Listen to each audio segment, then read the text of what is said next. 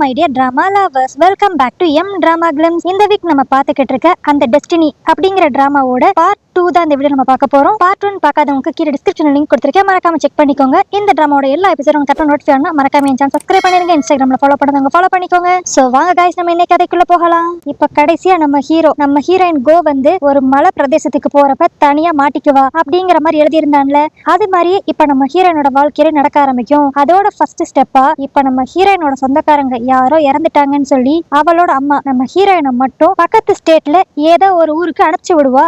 இதுவே இன்னொரு பக்கம் அந்த ஜங்க தான் காட்டுவாங்க. அவன் இப்ப ஆபீஸ்ல இருப்பானா, அப்போ இந்த கம்பெனியோட சீஃப் அந்த ஜங்க கூப்பிட்டு, இங்க பாரு, அந்த டைரக்டர் கிம் திரும்பி ஏதோ ஒரு மலை பிரதேசத்துல ஓடி போய் ஒளிஞ்சிருக்கான். அவனுக்கு ஒரு டிராமா எடுத்து முடிச்சோனையும் போதும் எங்கிட்டான் வெக்கேஷன் சொல்லி கிளம்பிடுவான். நீ என்ன பண்ணுவேன்னு தெரியாது, நீ அங்க போய் அவனை கையோட எப்படியான்னு கண்டுபிடிச்சு கூட்டு வா அப்படிங்கிற மாதிரி அந்த சீஃப் சொல்லி அனுப்புவாரா. இதுவே இன்னொரு பக்கம் இப்ப அந்த இன்னொரு ஊர்ல இருக்கிற நம்ம ஹீரோயினை தான் காட்டுவாங்க. அவ இப்ப அப்படியே அந்த ஊருக்கு போய் அந்த இறுதி சடங்குல அட்டன் பண்ணி முடிச்சிட்டு அப்படியே அந்த ஊரெல்லாம் சுத்தி பாத்துக்கிட்டு இருப்பா. அப்படி அவ அந்த ஊரை என்ஜாய் பண்ணி பாத்துக்கிட்டு இருக்கப்ப அந்த இடத்துல சடனா ஜங்க் இருப்பான். இவனை பார்த்துட்டு நம்ம ஹீரோயினுக்கு ஷாக் ஆயிரும்.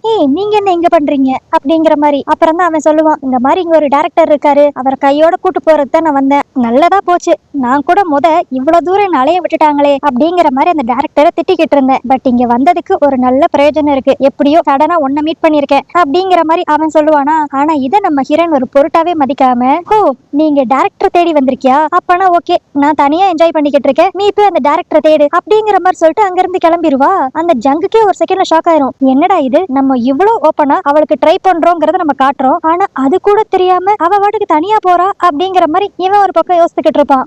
ஆனா இப்படி இவங்க ரெண்டு பேருக்குள்ள நடக்கிற எல்லாத்தையுமே நம்ம ஹீரோவும் அவனோட ஃப்ரெண்ட்ஸும் லைவா உட்காந்து அவங்க ஆபீஸ்ல பாத்துக்கிட்டு இருப்பாங்க. நம்ம ஹீரோக்கே ஒரு செகண்ட்ல கடுப்பாயிரும். என்னடா இந்த பொண்ணு அந்த ஜங்கு என்ன சொல்ல வராங்கிறது கூட தெரியாத அளவுக்கு மக்காவா இருக்கா அப்படிங்கிற மாதிரி யோசிச்சுக்கிட்டு இருப்பான். அப்பதான் அந்த கூட அந்த ஃப்ரெண்டு சாம் சொல்லுவா, ஒருவேளை அவங்க இருக்கிற சரௌண்டிங்ஸ் அவங்களுக்கு லவ் வைப் கொடுக்கலையோ அப்படிங்கிற மாதிரி அந்த பொண்ணு சொல்லுவா. அதுக்கு உடனே நம்ம ஹீரோட ஃப்ரெண்டு அந்த மேனி அப்படியே, ஆமா நான் ஃபர்ஸ்டே சொன்ன மாதிரி அவங்க ரெண்டு பேரும் ஒரு மலை கிட்ட தனியா மீட் பண்ணணும், இப்ப பாரு அவங்க சுத்தி நிறைய பேர் இருக்காங்க, அதனாலதான் அவளுக்கு எந்த ஃபீலிங்ஸும் வரல அப்படிங்கிற மாதிரி அவன் சொல்லுவான். உடனே இப்ப நம்ம ஹீரோ என்ன நினைச்சான்னு தெரியல, டக்குன்ட்டு அந்த ஜங்கோட விதி புக்ல இப்ப அப்படியே அந்த இடத்துல இடியும் மின்னலுமா அடிக்கணும் அப்படிங்கிற மாதிரி எழுதுவான். அதே இடத்துல தான் இப்ப நம்ம ஹீரோயினும் இருக்கா. அதனால இப்ப அவன் நடந்து போய்கிட்டு இருக்கப்ப அவளை சுத்தி அப்படியே இடியும் மின்னலுமா இருக்கும்.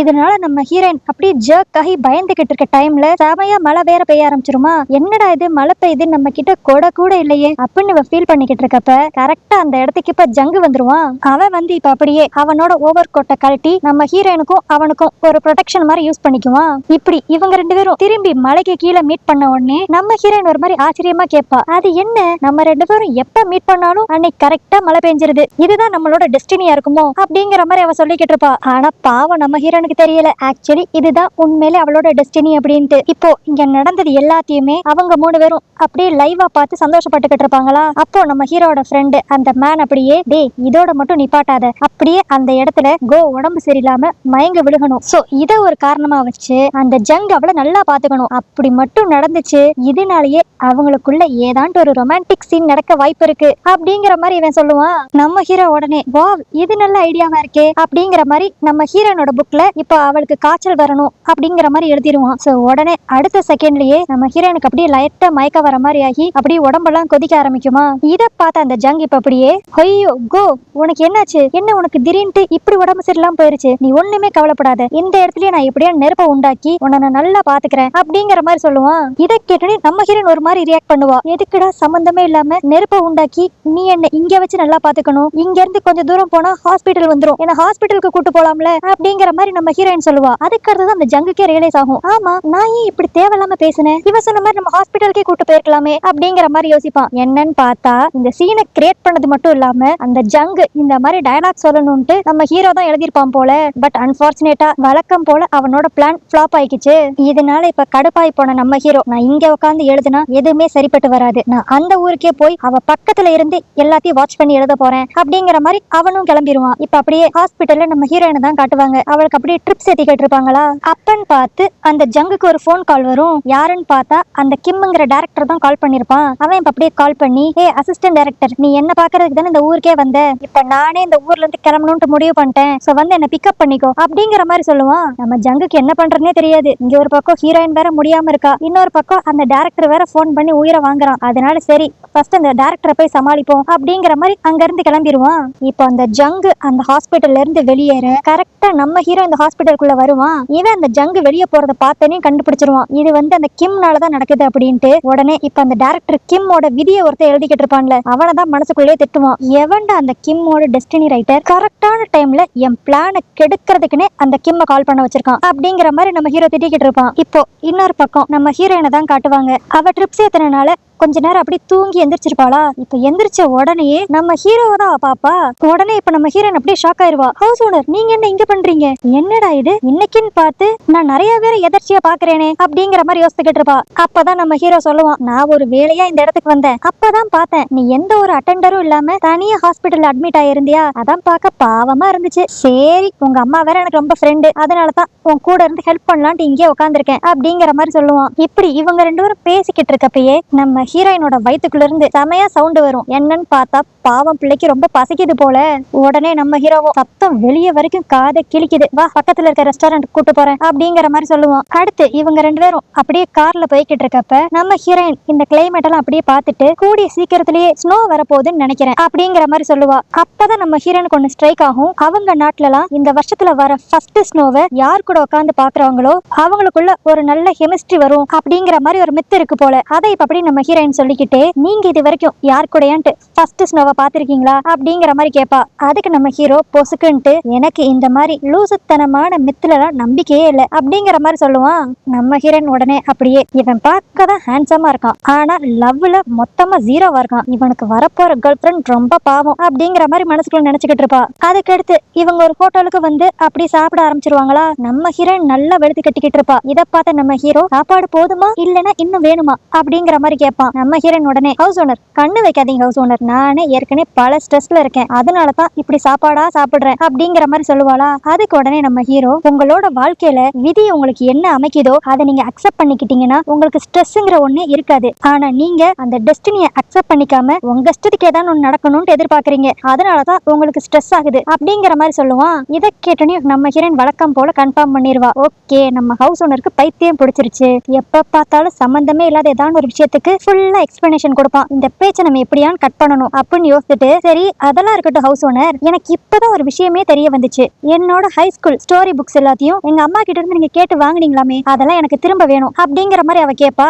ஆனா நம்ம ஹீரோ எப்படி அந்த புக்கை உடனே அவ கிட்ட கொடுப்பான்? ஏன்னா அதை வச்சு காப்பி அடிச்சு தானே நம்ம ஹீரோ இவளோட விதியவே எழுதிக்கிட்டு இருக்கான். அதனால இப்ப உடனே டக்குன்னு பேச்ச மாத்தி, இங்க பாரு சீக்கிரம் சாப்பிடு, நம்ம இங்க இருந்து கிளம்பி இன்னொரு ஒரு இடத்துக்கு போகணும் அப்படிங்கிற மாதிரி சொல்லுவான். நம்ம ஹீரோயினும், நம்ம வேமா எங்க கிளம்புறோம் அப்படிங்கிற மாதிரி கேட்பாளா. அதுக்கு நம்ம ஹீரோ, உன்னோட ஃபர்ஸ்ட் லவ் பார்க்க நம்ம கிளம்புறோம் அப்படிங்கிற மாதிரி சொல்லுவான். நம்ம ஹீரோயின் கன்ஃபார்மே பண்ணிடுவா. ஓகே, இந்த ஹவுஸ் ஓனருக்கு ஏதோ கொஞ்சம் நட்டு கலண்டிருக்கு அப்படின்னு யோசிச்சுக்கிட்டே இப்ப அந்த ஹோட்டல்ல இருந்து வெளியே வருவாளா. இவ வெளியே வந்த அடுத்த செகண்ட் அப்படியே அந்த இடம் பூரா ஸ்னோவா இருக்கும். இப்ப அப்படியே ரெண்டு பேரும் இந்த ஸ்னோக்கு நடுவுல நின்னுக்கிட்டு மாறி மாறி பாத்துக்குவாங்களா. வாவ், அப்ப இவங்களுக்குள்ள ஏதோ நடக்க போகுது அப்படிங்கிற மாதிரி நம்ம நினைச்சா, டக்குன்னு அந்த இடத்துல ரெண்டு பேரும் என்ன கன்றாவிடா இது அப்படிங்கிற மாதிரி மனசுக்குள்ள நினைச்சுக்குவாங்க. ஒரு பக்கம் நம்ம ஹீரோயின், நம்ம இவன் கூடயா ஃபர்ஸ்ட் ஸ்னோவை பார்க்கணும் அப்படிங்கிற மாதிரி எரிச்சலா இருப்பா. இதுவே இன்னொரு பக்கம் நம்ம ஹீரோவை பாத்தீங்கன்னா, சே எவன்டா இப்பன்னு பார்த்து ஸ்னோவை வர வச்சது, நான் கொஞ்ச நேரம் கழிச்சு இந்த ஜங்கும் இவளும் மீட் பண்ண கெடுத்து ஸ்னோவை வர வைக்கலாம்னு நினைச்சேன், அதுக்குள்ள எவனோ முந்திரிக்கட்டையாட்ட முந்திக்கிட்டான் அப்படிங்கிற மாதிரி நம்ம ஹீரோ யாரையோ திட்டிக்கிட்டு இருப்பான். அதுக்கடுத்து இவங்க ரெண்டு பேரும் இங்க இருந்து கிளம்பி வேகமா இன்னொரு ஒரு இடத்துக்கு தான் வருவாங்களா. அங்க வந்தனையும் நம்ம ஹீரோ எதுவுமே சொல்லாம நம்ம ஹீரோயின் அப்படியே கார்ல இருந்து இறக்கிட்டு, நீ இங்கேயே வெயிட் பண்ணு, நான் இப்ப பக்கத்துல போயிட்டு வந்துடுறேன், அதுக்குள்ள உனக்கு ஒரு சூப்பரான மேஜிக் உன் வாழ்க்கையில நடக்கும் அப்படிங்கிற மாதிரி சொல்லிட்டு போயிருவான். நம்ம ஹீரோ இப்படி சொல்லிட்டு அந்த சைட் கிராஸ் பண்ணி போன உடனே இப்போ இந்த இடத்துக்கு ஜங்கு வந்துருவான். சோ இவங்க ரெண்டு பேரும் இந்த இடத்துல மீட் பண்ணணுங்கிறதா நம்ம ஹீரோவோட பிளானே போல. இப்ப நம்ம ஹீரோயினை பார்த்தனையும் அந்த ஜங் அப்படியே, ஏய் உனக்கு ஓகேவா, நீ ஹாஸ்பிட்டல்ல டிஸ்சார்ஜ் ஆயிட்டியா, நான் அந்த டைரக்டர் கேம பார்த்துட்டு எடுத்து ஒன்னதான் வந்து பார்க்கலாம்னு நினைச்சேன் அப்படிங்கிற மாதிரி இவங்க ரெண்டு பேரும் பேசிக்கிட்டு இருப்பாங்களா. அப்பன்னு பார்த்து கரெக்டா இந்த சைடு அந்த டைரக்டர் கிம் வருவான். இவனை பார்த்தனே நம்ம ஹீரோயின் அப்படி ஒளிஞ்சுக்குவா. இப்ப அப்படியே நம்ம ஹீரோயின் அந்த ஜங்கு கிட்ட, நீ தேடி வந்த டைரக்டர் கிம் இவன் தானா அப்படிங்கிற மாதிரி ஒரு மாதிரி சோகமா கேப்பா. அதுக்கு உடனே அந்த ஜங்கு இப்ப அப்படியே, ஆமா நான் இந்த டைரக்டர் கிம்ம தேடிதான் வந்தேன், அது மட்டும் இல்லாம இப்ப ரீசெண்டா அக்கௌண்டிங் சொல்லி ஒரு டிராமா ஃபேமஸ் ஆச்சுல, அதோட ஸ்டோரி ரைட்டர் கூட யாங் தானே, அவங்களோட அடுத்த டிராமாக்கு இவன் தான் டைரக்டர் அப்படிங்கிற மாதிரி சொல்லுவான். இதை கேட்டு நம்ம ஹீரோயின் இன்னும் ஷாக் ஆயிருவா. என்னது என்னோட அடுத்த ஸ்கிரிப்டுக்கு இவன் தான் டைரக்டரா அப்படிங்கிற மாதிரி. என்னன்னு பார்த்தா இதுக்கு முன்னாடி அக்கவுண்டிங் ஒரு டிராமா வந்துச்சுல, அதுக்குமே இவன் தான் டைரக்டர் போல. ஆனா நம்ம ஹீரோயினுக்கு இந்த டைரக்டர் சுத்தமா பிடிக்காது போல. ஏன்னா அவன் எப்ப பார்த்தாலும் எதுக்கு இந்த ஸ்கிரிப்ட் இப்படி இருக்கு, இதை இன்னும் கொஞ்சம் இப்படி மாத்திருக்கலாம் அப்படிங்கிற மாதிரி போன் பண்ணி உயிரை வாங்குவான். அதனாலயே நம்ம ஹீரோயினுக்கு இவனை கண்டாவே பிடிக்காது. இப்பன்னு பார்த்து கரெக்டா அந்த ஜங்குக்கு ஒரு போன் வரும். யாருன்னு பார்த்தா அந்த டைரக்டர் கிம் தான். அவன் கால் பண்ணி, டே நான் எவ்வளவு நேரம் தாண்டா கார் கிட்டே வெயிட் பண்ணிக்கிட்டு இருக்குது, சீக்கிரம் வா நம்ம இங்க இருந்து கிளம்பணும் அப்படிங்கிற மாதிரி போன் பண்ணி நொய் நொயின்னு இருப்பானா. உடனே நம்ம ஹீரோயினும் சரி நீ ஃபர்ஸ்ட் கிளம்பு, எனக்கு தெரிஞ்ச ஒரு ஃப்ரெண்ட் இங்க இருக்காங்க, நான் அவங்க கூட வந்துக்கிறேன் அப்படிங்கிற மாதிரி சொல்லி அந்த ஜங்கை அனுப்பிச்சு விட்டுருவா. ஆனா இங்க நடந்த எல்லாத்தையுமே நம்ம ஹீரோ ஒரு ஓரமா நின்னு பாத்துக்கிட்டு இருப்பானா. அவன் இப்ப அப்படியே ரொம்ப கடுப்பாயிருவான். எவன்டா அந்த டைரக்டர் கிம்மோட டெஸ்டினி ரைட்டர், ஆவுனா என் லைன்லயே குறுக்க வரானே அப்படிங்கிற மாதிரி கடுப்பா இருப்பான். இப்போ இதுவே இப்ப அந்த கார்ல தான் காட்டுவாங்க. அந்த டைரக்டர் கிம் சும்மா இல்லாம நம்ம ஜங்கு கிட்ட வந்து, என் பொழப்ப பாத்தியா, எனக்கு அந்த யாங்குங்கிற ரைட்டரை சுத்தமா பிடிக்காது, போன டிராமா தான் அவ கூட பண்ணேன்னா இந்த டிராமாவும் இப்ப அவ கூட தான் பண்ணணுமா, எனக்கு அவ கதையே சுத்தமா பிடிக்கல, ஆனா இந்த சீஃப் தான் அவ கதையை தலையில தூக்கி வச்சு ஆடிக்கிட்டு இருக்கான் அப்படிங்கிற மாதிரி அந்த யாங்குங்கிற ரைட்டரை பத்தி பேசுவான். ஆனா இதை கேட்டுன்னு அந்த ஜங்குக்கு செமையா கடுப்பாயிரும். ஏன்னா அவனுக்கு அந்த யாங் ரைட்டர் எழுதுற கதையெல்லாம் பிடிக்கும். பட் ஆனா இன்னும் அவனுக்கு அது நம்ம ஹீரோயின் தான் அப்படிங்கிற விஷயம் தெரியாது. இப்படி அந்த ஜங்கு கடுப்பாய்கிட்டு இருக்க நேரத்துல கரெக்டா அவனுக்கு இன்னொரு ஃபோன் கால் வரும். யாருன்னு பார்த்தா கசின் சொல்லி போட்டிருக்குமா. உடனே அந்த டைரக்டர், இங்க பாரு டிரைவ் பண்றப்ப பர்சனல் கால்ஸ் அட்டென்ட் பண்ணாத, வேணும்னா ஸ்பீக்கர்ல போட்டு பேசு அப்படிங்கிற மாதிரி சொல்லுவான். உடனே இப்ப அந்த ஜங்கு ஸ்பீக்கர்ல போட்டு பேசுவானா. அந்த வாய்ஸை கேட்டோனையும் இப்ப அந்த டைரக்டர் செமையா நடுங்குவான். என்னன்னு பார்த்தா இவங்க ஒர்க் பண்ற கம்பெனியோட சீஃப் தான் இந்த ஜங்கோட கசின் போல. இது தெரிஞ்சனையும் அந்த டைரக்டர் இவ்வளவு நேரம் திமிரா பேசிக்கிட்டு இருந்தவன் இப்ப அப்படியே லைட்டா பம்மி பேசுவானா. உடனே நம்ம ஜங்கு இப்ப அப்படியே காரை ஓரமா நிப்பாட்டி, உனக்கு தான் யாங்கோட கதையை சுத்தமா பிடிக்கல, அப்பனா இனிமேல் நீ ஒன்னும் அதை டைரக்ட் பண்ணவே வேண்டாம், இப்ப கார்ல இருந்து இறங்கு அப்படிங்கிற மாதிரி நடு ரோட்லயே அவனை இறக்கி விட்டு போயிருவான். அதுக்கடுத்து அந்த போன்ல அந்த கசின் என்ன சொல்லிருப்பான்னா, இந்த மாதிரி நம்ம நெக்ஸ்ட் டிராமா ஸ்டார்ட் பண்ண போறனால அந்த யாங்குங்கிற ரைட்டருக்கு நம்ம கம்பெனில இருந்து யாரான்னு போய் பொக்கே அனுப்பணும், அவங்க பர்சனலா யாரையுமே மீட் பண்ண மாட்டாங்க, அதனால ஏதாவது ஒரு டெலிவரி பாய் கிட்ட அந்த பொக்கேவை கொடுத்து விட்டுரு அப்படிங்கிற மாதிரி அந்த சீஃப் போன்ல சொல்லியிருப்பான். அடுத்தபடியே அடுத்த நாள் காலையில தான் காட்டுவாங்க. இப்ப நம்ம ஹீரோவும் அவனோட ஃப்ரெண்டும் நம்ம ஹீரோனோட காஃபி ஷாப்ல உட்காந்து காஃபி குடிச்சுக்கிட்டு இருப்பாங்களா. நான் எப்படியான்ட்டு கோவையும் ஜங்கையும் பேட்சப் பண்ணி விட்டுறணும் அப்படிங்கிற மாதிரி நம்ம ஹீரோ யோசிச்சுட்டு இப்போ அந்த ஜங்கோட டைரியில என்ன எழுதுவான்னா, அந்த யாங்குங்கிற பொண்ணை மீட் பண்றதுக்கு அந்த ஜங்கு பொக்கேவை பர்சனலா அவனாவே இந்த இடத்துக்கு கொண்டு வரணும் அப்படிங்கிற மாதிரி எழுதுவான். இத அவன் எழுதி முடிச்ச அடுத்த செகண்ட்ல இந்த காஃபி ஷாப்புக்கு வெளியே அந்த ஜங்கு வெயிட் பண்ணுவான். அவனுக்கே ஒரு செகண்ட்ல ஒன்னும் புரியாது. நான் டெலிவரி பாய் கிட்ட தானே இதை கொடுக்கணும்னு நினைச்சேன், எப்படி நான் வந்து இதை டெலிவரி பண்ண வந்தேன்னு எனக்கு ஒரு ஐடியாவுமே இல்லையே. சரி வந்ததுதான் வந்துட்டோம், உள்ள போய் அந்த யாங் யாருன்னு பார்த்துட்டு இந்த பொக்கேவை கொடுத்துடலாம் அப்படிங்கிற மாதிரி போவான். ஆனா அப்படி வேமா போகிறப்ப நம்ம ஹீரோ குடிச்சுக்கிட்டு இருந்த காஃபிய தெரியாதனமா அந்த டெஸ்டினி நோட்லயே தட்டி விட்டுருவான். இதனால நம்ம ஹீரோ கடைசியா எழுதினது அழிஞ்சு போயிரும். நம்ம ஹீரோ கடைசியா என்ன எழுதிருப்பான்னா, அந்த பொக்கேவை கொடுத்த கடுத்து ஜங்குக்கு அவனோட ஃபர்ஸ்ட் லவ் கோங்கிறது தெரிஞ்சிடணும், அது மட்டும் இல்லாம அவங்க ரெண்டு பேரும் இன்னைக்கே டேட் பண்ண ஆரம்பிச்சிடணும் அப்படிங்கிற மாதிரி எழுதிருப்பான். இப்ப அந்த காஃபி கொட்டினால அது மொத்தமா அழிஞ்சிரும். இதை நம்ம ஹீரோ திரும்பி எழுதலான்னு பார்த்தாலும் அந்த ஃப்ரெண்ட் சொல்லுவான், ஏ நீ மறந்துட்டியா, நம்ம அந்த புக்ல ஒரு தடவை ஒண்ணு எழுதணும்னா அதுக்கடுத்து அதே விஷயத்த நம்மளால திரும்பி எழுத முடியாது அப்படிங்கிற மாதிரி அவன் சொல்லுவான். ஆனால் நம்ம ஹீரோ ஷாக் ஆகி போய் கேட்பான், அது எப்படி நான் எழுதுறது அழிஞ்சிச்சு அப்படிங்கிற மாதிரி. அப்பதான் என் ஃப்ரெண்ட் சொல்லுவான், மேபி ஒருவேளை இந்த டெஸ்டினி புக்ல இருக்கிறத யாராலையும் அழிக்க முடியாது, பட் ஆனா அந்த டெஸ்டினிக்கு சொந்தக்காரனான அந்த ஹியூமன்ஸ் நினைச்சா இந்த டெஸ்டினியை அழிக்கலாம் போல அப்படிங்கிற மாதிரி அவன் ஃப்ரெண்ட் பேசுவான். சோ இப்படி நம்ம ஹீரோ எழுதினது அழிஞ்சு போனனால அந்த பொக்கேவை எடுத்துட்டு போய் இப்போ அந்த ஜங் ஸ்ட்ரெயிட்டா நம்ம ஹீரோயினோட அம்மா கிட்ட இங்க யாங்குங்கிறது யாரு அப்படிங்கிற மாதிரி கேட்பான். ஆக்சுவலி நம்ம ஹீரோயின் எழுதுற கதை எல்லாமே அவங்க அம்மா பேர்ல தானே எழுதிக்கிட்டு இருப்பா. சோ உடனே அந்த லேடி இப்ப அப்படியே நான் தான் யாங் அப்படிங்கிற மாதிரி சொல்லுவா. உடனே அந்த ஜங்கு ரொம்ப ஷாக் ஆகி போய், இவங்க தான் இத்தனை நாள் கதை எழுதிக்கிட்டு இருந்தாங்களா, சரி ஓகே அப்படின்ட்டு அந்த பொக்கேவை கொடுத்து எங்க கம்பெனில இருந்து உங்ககிட்ட கொடுக்க சொன்னாங்க அப்படிங்கிற மாதிரி கொடுப்பானா. இதை கேட்டு அவங்க அம்மா அப்படியே ஷாக் ஆகி, அமைதியா பேசு, நீ யானை தானே பார்க்க வந்திருக்க, ஐ மீன் நான் என்ன சொல்ல வந்தேன்னா நீ என்ன தானே பார்க்க வந்திருக்க, வா நம்ம என்னோட வீட்டுக்கு போய் பேசுவோம் அப்படிங்கிற மாதிரி நைஸா அவனை இங்க இருந்து கூட்டு போயிருவா. அதுக்கடுத்து இப்ப நம்ம ஹீரோனோட வீட்டுல தான் காட்டுவாங்க. அந்த ஜங்கு உள்ள வந்த கடத்தும் அவனுக்கு ஒரு ஐடியாவும் இருக்காது, இது நம்ம ஹீரோனோட வீடு, இது நம்ம ஹீரோனோட அம்மா அப்படின்ட்டு. ஆனா இதுவே இன்னொரு பக்கம் பார்த்தா நம்ம ஹீரோயினும் இதே வீட்டுல இருக்க வேற ஒரு ரூம்ல உட்காந்து அடுத்த ஸ்டோரிக்கான ஸ்கிரிப்ட் எல்லாம் எழுதிக்கிட்டு இருப்பா. அன்பார்ச்சுனேட்டா வெளியே ஏதோ ஒரு சத்தம் கேக்குது, என்ன அப்படின்னு சொல்லிட்டு நம்ம ஹீரோயின் பார்க்க வருவாளா. அங்க இவளை பார்த்தனையும் அந்த ஜங் அப்படியே ஷாக் ஆயிருவான். இதுல நம்ம ஹீரோயின் நைட் ட்ரெஸ் வேற போட்டிருப்பாளா. உடனே அவளுக்கு ஒரு மாதிரி அசிங்கமா போயிரும். ஐயோ, இந்த நிலைமையில இருக்கிறப்ப இவன் இங்க வரணும் அப்படின்ட்டு இப்ப வெக்கப்பட்டு அவ ரூம்குள்ள ஓடிடுவா. அப்புறம் அந்த ஜங்கு நம்ம ஹீரோனோட அம்மா கிட்டதான் கேட்பான், அது உங்க பொண்ணா அப்படிங்கிற மாதிரி. அதுக்கு அவங்க அம்மா, ஆமா நான் தான் யாங்குங்கிற ரைட்டர், என்னோட பொண்ணு தான் கோ, நான் சொல்றதெல்லாம் உங்களுக்கு தெளிவா புரியும் நினைக்கிறேன் அப்படிங்கிற மாதிரி சமாளிக்க தெரியாம சமாளிச்சுக்கிட்டு இருப்பா. அப்போ அந்த ஜங்கு நம்ம ஹீரோனோட வீட்டுல ஒயிட் எண்டிங் அப்படிங்கிற மாதிரி ஒரு புக் இருக்கிறத பாப்பான்.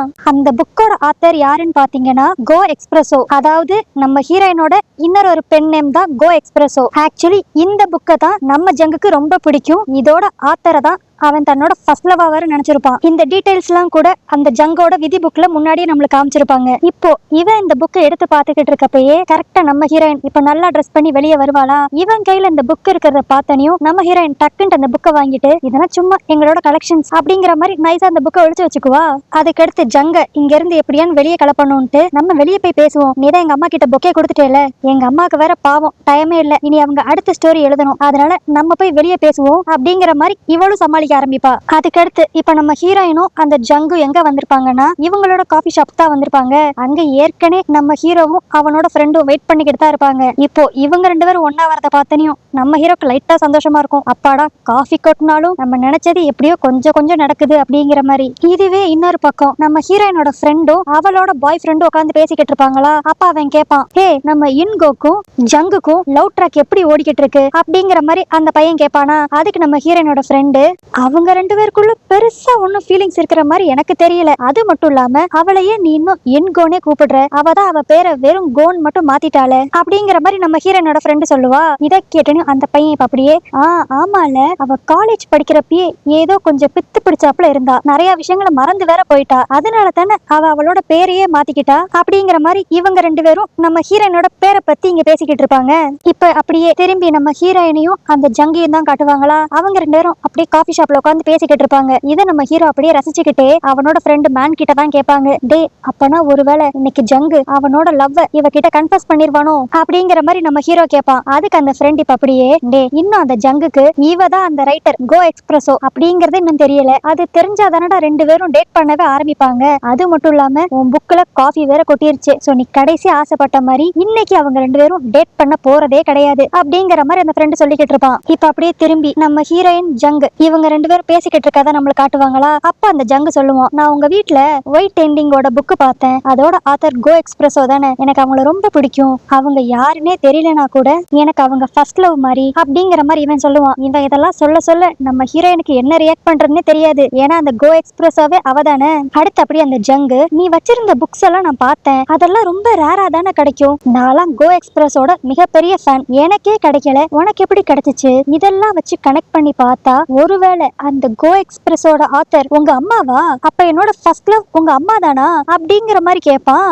இவன் இதை கேட்டனையும் நம்ம ஹீரோயின் ஷாக் ஆகிறாளோ இல்லையோ நம்ம ஹீரோ அப்படியே தலையிலே அடிச்சுக்குவான். அட பாவி, அவதான் லூசா இருக்கான்னு பார்த்தா இவன் அதுக்கு மேல லூசா இருக்கானே அப்படிங்கிற மாதிரி. இப்போ இதை கெடுத்து நம்ம ஹீரோட ஃப்ரெண்டு அந்த மேன் அப்படியே, போச்சா உன்னோட காதல் காவியம் இங்கே ஊத்திக்கும்னு நினைக்கிறேன், அநேகமா நீ மாஸ்டர் பீஸா எழுத வேண்டியது மொக்க பீஸா போக போகுது அப்படிங்கிற மாதிரி கலாய்ச்சிக்கிட்டு இருப்பான். ஆனா இப்ப இதை மாத்திர மாதிரி அந்த ஜங்கு அவனாவே, எனக்கு கண்டிப்பா என்னோட ஃபர்ஸ்ட் லவ் கிடைக்க வாய்ப்பு இல்ல, அட்லீஸ்ட் என்னோட ஃபர்ஸ்ட் லவோட பொண்ணையான்ட்டு நான் டேட் பண்ணலாமா அப்படிங்கிற மாதிரி கேட்பான். இவன் இப்படி கேட்டனையும் அங்க இருக்க எல்லாருக்கும் ஷாக் ஆயிரும். என்னடா இது, காஃபி கொட்டினதை மீறியும் இப்படி நடக்குது அப்படின்ட்டு. ஆனா அதுலயும் அந்த ஜங்கு ஒரு ட்விஸ்ட் வைப்பான், எனக்கு இந்த ஒரு வாரமா கொஞ்சம் வேலை இருக்கு, சோ அதனால நம்ம ஒரு வாரம் கழிச்சு டேட் பண்ணலாமா அப்படிங்கிற மாதிரி கேட்பான். அப்பதான் நம்ம ஹீரோக்கு ஒண்ணு கனெக்டே ஆகும். ஆமா, அந்த விதி அழிஞ்சனால இவனால கண்டிப்பா இன்னைக்கு டேட்டிங் ஸ்டார்ட் பண்ணவே முடியாது, பட் ஒரு வாரம் கழிச்சு அது நடக்க வாய்ப்பு இருக்கு அப்படிங்கிற மாதிரி நம்ம ஹீரோவும் இப்ப சந்தோஷப்பட்டுக்குவான். அதுக்கடுத்து இந்த ஜங்கு இங்க இருந்து கிளம்பலான்னு பாக்குறப்ப நம்ம ஹீரோ கையில வச்சிருக்க புக்க பாத்துருவானா. அதுல அவன் பேர் இருக்கிற மாதிரி இருக்கும். உடனே இப்ப நம்ம ஹீரோ கிட்ட போய், நீங்க கையில வச்சிருக்கிறது என்ன புக்கு, அதுல ஏன் என்னோட பேர் இருக்கு அப்படிங்கிற மாதிரி கேட்பான். நம்ம ஹீரோவும், அப்படிலாம் ஒண்ணும் இல்லையே, இது சாதாரண டைரி தான், இதுல உன் பேர் இருக்க வாய்ப்பே இல்ல அப்படிங்கிற மாதிரி சொல்லுவான். ஆனாலும் அந்த ஜங்கு விடாம, இல்ல நான் பார்த்தேன், எனக்கு அந்த புக்க ஒழுங்கு மரியாதையா காட்டுங்க அப்படிங்கிற மாதிரி கம்பல் பண்ணுவான். நம்ம ஹீரோவும், இந்த பாத்துக்கோ அப்படிங்கிற மாதிரி கொடுத்துருவான். ஆனா இப்ப உள்ள திறந்து பார்த்தா உள்ள ஒண்ணுமே எழுதியிருக்காது, வெறும் பேப்பரா இருக்கும். என்னன்னு பார்த்தா நம்ம ஹீரோ மேஜிக் மூலியமா எல்லாத்தையும் இன்விசிபிள் ஆக்கிட்டான் போல. Just miss. நம்ம ஹீரோ மட்டும் கொஞ்சம் உஷாரா இல்ல, அந்த ஜங்கு அந்த புக்கை புடிங்கி ஆரம்பத்திலே பார்த்திருந்திருப்பான். அதுக்கடுத்து நம்ம ஹீரோவும் அவனோட ஃப்ரெண்டும் இப்ப அந்த காஃபி ஷாப்ல இருந்து கிளம்பி அப்படியே அவங்களோட ஆபீஸ்க்கு போலான்னு பாப்பாங்களா. ஆக்சுவலி அவங்களோட ஆபீஸ்மே இதே பில்டிங்ல டாப் ஃப்ளோர்ல தான் இருக்கும் போல. அதனால அப்படியே லிஃப்ட்ல ஏறி அவங்க மேஜிக் பவர் யூஸ் பண்ணி போகலாம்னு நினைப்பாங்க. இப்ப கரெக்டா அந்த லிஃப்ட்டுக்குள்ள நம்ம ஹீரோயினும் வந்துருவா. அவ வந்து இப்ப அப்படியே என்னோட புக் கலெக்ஷன் எல்லாம் நீங்க வாங்குனீங்கல்ல, அதெல்லாம் எப்ப கொடுக்க போறீங்க அப்படிங்கிற மாதிரி கேட்பா. இத கேட்டனையும் அந்த ஃப்ரெண்டு ரொம்ப ஷாக் ஆயிருவான். அட பாவி, அன்னைக்கு நீ பிட் அடிச்சுக்கிட்டு இருந்தது இவளோட புக்கை வச்சுதானா? அது எப்படிடா அவ கதைய அவ லைஃப்ல இம்ப்ளிமெண்ட் பண்ண அப்படிங்கிற மாதிரி ஒரு மாதிரி ஆச்சரியமா என் ஃப்ரெண்டு பாத்துக்கிட்டு இருப்பான். இதுவே இன்னொரு பக்கம் நம்ம ஹீரோயின் நொய் நொய் நைன்ட்டு எனக்கு என்னோட புக்கை திருப்பி கொடுங்கன்னு கேட்டுக்கிட்டே இருப்பாளா. நம்ம ஹீரோ வேற வழியே இல்லாம இப்போதைக்கு என்கிட்ட அந்த புக் இல்ல, அது என்னோட இன்னொரு வீட்டுல இருக்கு, அந்த வீடு இங்க இருந்து ரொம்ப தூரம், கிட்டத்தட்ட 5 hours டிராவல் பண்ணி போகணும், அங்கெல்லாம் நான் அடிக்கடி போக மாட்டேன், நெக்ஸ்ட் டைம் நாங்க போனேன்னா எடுத்துட்டு வரேன் அப்படிங்கிற மாதிரி முடிச்சிருவான். இப்ப அதுக்கு உடனே நம்ம ஹீரோயின் நீங்க அப்படி அசால்ட்டெல்லாம் சொல்லி எஸ்கேப் ஆயிட முடியாது, நீங்க இந்தா தரேன் அப்படிங்கிற மாதிரி சொல்லிட்டு அடுத்து மறந்தே போயிருவீங்க, நீங்க உங்களோட போன் நம்பர் கொடுங்க, நான் உங்களுக்கு அடிக்கடி ஞாபகப்படுத்துறேன், அப்பதான் நீங்க உங்களோட இன்னொரு வீட்டுக்கு போய் என்னோட புக்கெல்லாம் எடுத்துட்டு வருவீங்க அப்படிங்கிற மாதிரி சொல்லுவாளா. அதுக்கு நம்ம ஹீரோ சாரி, நான் அந்த போன்லாம் யூஸ் பண்றது இல்ல, சப்போஸ் உனக்கு ஏதாவது என்கிட்ட பேசணும்னு நீ நினைச்சேனா இந்த பில்டிங்ல கீழே சஜஷன் பாக்ஸ் இருக்குல்ல, அதுல லெட்டர் எழுதி போடு, நான் தானே இந்த பில்டிங்கோட ஓனர், அதனால நான் அப்பப்ப அந்த லெட்டர்லாம் எடுத்து படிப்பேன், சோ உனக்கு ஏதாவது பேசணும்னா நீ இனிமேல் என்கிட்ட அது மூலியமா பேசிக்கோ அப்படிங்கிற மாதிரி சொல்லுவான். நம்ம ஹீரோயின் முடியவே பண்ணிருவா, இவன் என்ன இவ்வளோ வித்தியாசமான ஆளா இருக்கான், நான் அவன் கிட்ட எமர்ஜென்சிக்கு ஏதாவது கேட்கணும்னா கூட நான் அதுல லெட்டர் எழுதி போட்டு இதை இவன் படிச்சு ஐயோ எப்பா நான் சரியான நட்டுக்கரண்ட கேஸ் கிட்ட தான் வந்து மாட்டிக்கிட்டேன் அப்படிங்கிற மாதிரி அவ ஒரு பக்கம் கடுப்புல இருப்பா. அதுக்கடுத்து நம்ம ஹீரோ இப்ப ஆபீஸ்க்கு போனக்கு அடுத்து அந்த ஜங்கோட விதியை தான் எழுத ஆரம்பிப்பானா. இப்ப அவன் மனசுக்குள்ள அப்படியே ஓகே, இப்ப இவங்க 2 பேரும் கொஞ்சம் கொஞ்சமா க்ளோஸ் ஆகுறாங்க, சோ சீக்கிரமே அவங்க லவ் பண்ணவும் ஆரம்பிச்சிருவாங்க அப்படின்னு நினைச்சுக்கிட்டே இப்ப அப்படியே அந்த ஜங்கோட டெஸ்டினி புக்ல தான் ஜங் அவனோட ஃபர்ஸ்ட் லவ் யாருங்கிறத கரெக்டா கண்டுபிடிச்சு அவளை லவ் பண்ணவும் ஆரம்பிப்பான். அதுக்கடுத்து கொஞ்ச நாள் அவ கூட அவன் லைஃப் ரொம்ப ஹாப்பியா இருக்கும். ஆனா இப்படி இருக்கிறப்ப ஒரு நாள் எதிர்பாராம அந்த ஜங்கோட ஃபர்ஸ்ட் லவ்வான கோக்கு ஆக்சிடென்ட் ஆயிரும் அப்படிங்கிற மாதிரி அந்த புக்ல எழுதுவான். இத பார்த்துட்டு நம்மளுக்கே ஷாக் ஆயிரும், டே என்னடா ஒரு மாஸ்டர் பீஸ் அமைக்கிறேன்னு சொல்லிட்டு ஹீரோயினியே போட்டு தள்ள பாக்குற அப்படிங்கிற மாதிரி. அப்படியே இந்த இடத்துல இந்த எபிசோட் முடியுது. நம்ம ஹீரோ ஏன் இப்படிப்பட்ட ஒரு விதியை எழுதனா அப்படிங்கறதெல்லாம் தெரிஞ்சுக்கணும்னா நாளைக்கு நான் போட போற வீடியோவை மறக்காம பாருங்க. ஓகே கைஸ், என்னோட வீடியோஸ் உங்களுக்கு கண்டினியூஸா வரணும்னா மறக்காம சப்ஸ்கிரைப் பண்ணிருங்க, இன்ஸ்டாகிராம்ல ஃபாலோ பண்ணுங்க, ஃபாலோ பண்ணிக்கோங்க. நாளைக்கு வீடியோல உங்களை பாக்குறேன், அது வரைக்கும் பை.